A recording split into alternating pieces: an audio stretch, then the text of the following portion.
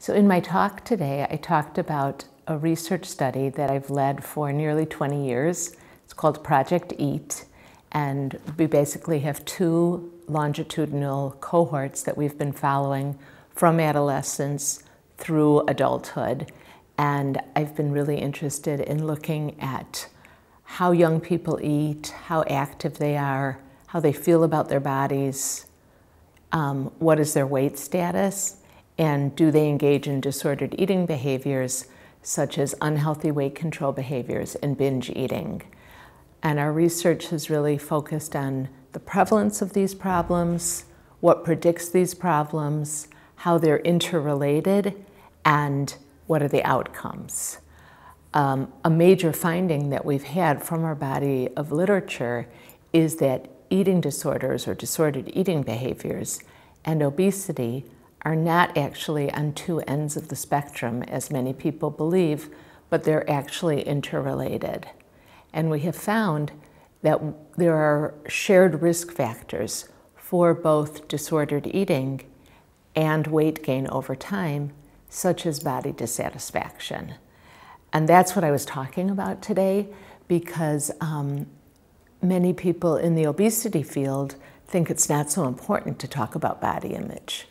That's more of an eating disorders thing. But actually, having a poor body image, not feeling good about your body, not only predicts disordered eating and eating disorders, it also predicts weight gain over time. So really important for us to be helping young people feel better about their bodies. Within the field of weight-related health, where we're really trying to promote positive weight-related health, we need to be thinking about how people feel about their bodies, what they're putting into their bodies in terms of food, in terms of thoughts about themselves, what they're engaging in terms of physical activity.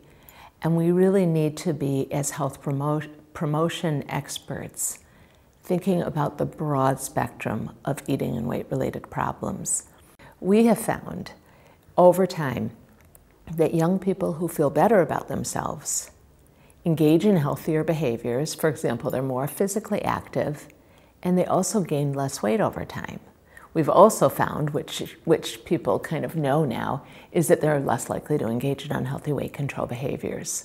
So more and more we're getting the picture that if we help young people feel good about themselves, and if we put them in an environment that supports healthy eating and physical activity, we're more likely to see young people have healthier lifestyles and feel better about themselves. We need to think about the environments that we live in. In homes, we need to think about, do we eat with our families? What kind of food are we serving? In schools, what kind of food is available? Do young people have access to being physically active? We need to think about those things also. But the idea should be to help young people feel so good about their bodies, regardless of how they are, that they want to nurture them through healthy eating and physical activity, rather than wanting to fix them. It's a different perspective. More people getting interested in mind-body practices.